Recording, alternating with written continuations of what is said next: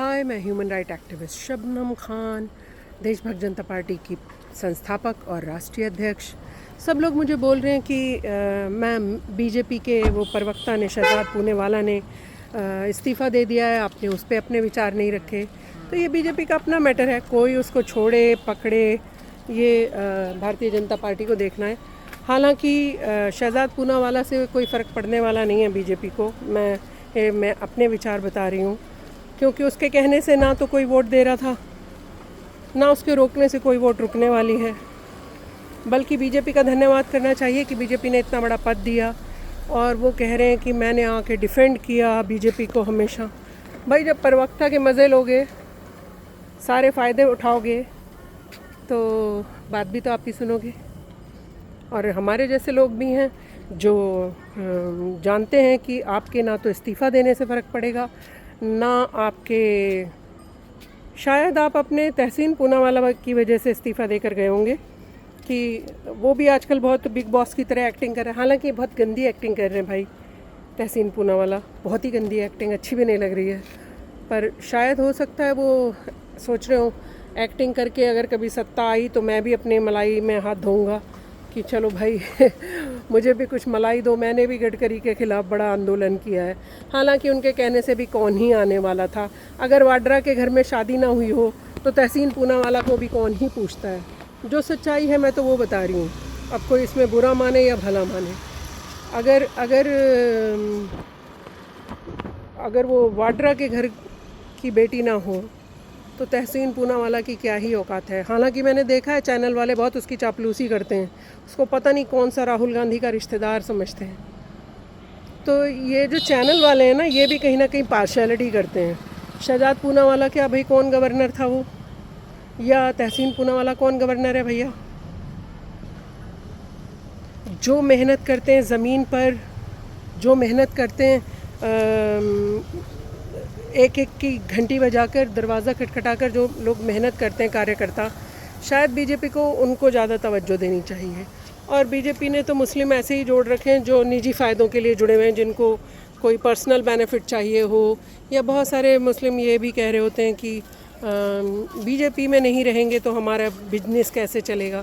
इस तरीके के भी लोग जुड़े हुए हैं बीजेपी से। तो कौन त्यागपत्र देता है, कौन नहीं देता है, ये बीजेपी का अपना मैटर है।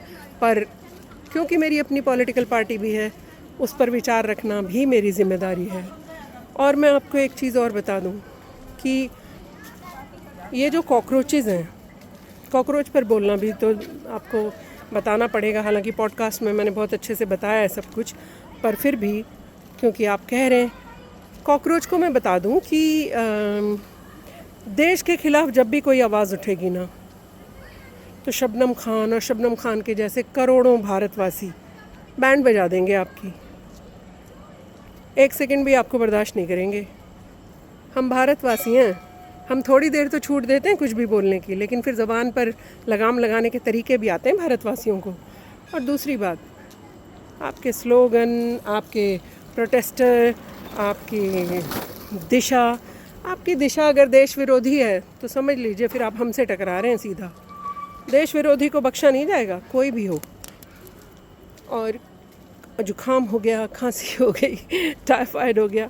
अभी जब मोदी जी को गालियां बकवानी थी और बकनी थी, तब आपको ना टाइफाइड हो रहा था, ना आपको बुखार हो रहा था, ना आपको कोई और तकलीफ़ हो रही थी। अब जब बात झारखंड की आ गई तो एक को टाइफाइड हो गया, और बाकी कहाँ हैं? कौन से बिल में छुप गए कॉकरोचेज़? राका, दास। आप एक्चुअली, आपका जो मेन मुद्दा है ना, ये जो कॉकरोच एंड कंपनी है, इनका मेन मुद्दा ही यही है। इनका मेन मुद्दा है कि लड़के लड़कियों को बोलो कि तुम मस्ती करो, गंदी गालियाँ बको, बड़ों का अपमान करो, उसमें चाहे प्रधानमंत्री जी आते हो, चाहे गृह मंत्री जी आते हो, चाहे कोई भी आता हो, और बदतमीज़ियाँ कर करके एक अलग तरीके का माहौल क्रिएट करो। मोदी जी की सत्ता हटाओ किसी भी तरीके से, क्योंकि कांग्रेस आएगी तो मलाई मिलेगी, चोर चोर मौसेरे भाई होंगे, सारे इकट्ठा होंगे और सारे एंजॉय करेंगे। यही है आपकी दिशा और दशा। तो जनता बिगाड़ ही देगी जब आप देश के विरुद्ध खड़े होंगे। तो अमेरिका में आपको इतनी चिंता थी, अमेरिका गए ही क्यों थे अगर भारत से इतना प्यार था? क्यों पढ़ना था वहाँ पर? पढ़ते ना भारत में। क्या हर एक जो इतने बड़े बड़े लोग बने हुए, क्या वो भारत में नहीं पढ़े हैं? वो भारत में पढ़े बिना ही बन गए क्या? नहीं, वहाँ जाना भी आपकी जांच होनी चाहिए, आपके सारे ख़ानदान की जांच होनी चाहिए। वहाँ गए ही क्यों थे, किस मंशा से गए थे, पढ़ाई की या कुछ और ही पढ़कर आ गए? जांच तो बनती है। और वो जो कुछ लड़कियां जिनको प्रधानमंत्री जी ने तो माफ़ कर दिया, हमने भी माफ़ी कर दिया है। जब प्रधानमंत्री जी ने माफ़ कर दिया, हम कानून हाथ में नहीं लेते हैं। जब हमारे पास कानून है तो हमें ज़रूरत क्या है कानून को हाथ में लेने की? हम सब कानून के थ्रू ही सज़ा दिलाते। पर ठीक है, भविष्य में शायद आपकी ज़बान अच्छी रहेगी सारी लड़कियों की और लड़कों की भी। आजकल यूथ जिस तरफ बदतमीज़ी की तरफ जा रहा है, एक तरफ एक बड़ा तबका यूथ का है जो अच्छा है, देश के लिए सोचता है, एक तरफ ये विपक्षी नेता जिन्हें उकसा कर लेकर आते हैं, इस तरीके की भाषा सिखाते हैं कि प्रधानमंत्री जी को गाली बको, सबको गाली बको, देश को कुछ भी कह दो, आर्मी को कुछ भी कह दो। आर्मी को, जिनकी वजह से आप बैठे हैं, जिनकी वजह से आज आप ये प्रोटेस्ट कर पा रहे हैं, shame on you mister cockroach. शर्म करो थोड़ी। ध्यान रखना, जल्द मैं भी आ रही हूँ सड़क पर उतरने, अकेले। आप लोगों को चैलेंज है मेरा। जय हिंद, जय Bharat. Shabnam Khan, human right activist, देश भक्त जनता पार्टी की राष्ट्रीय अध्यक्ष।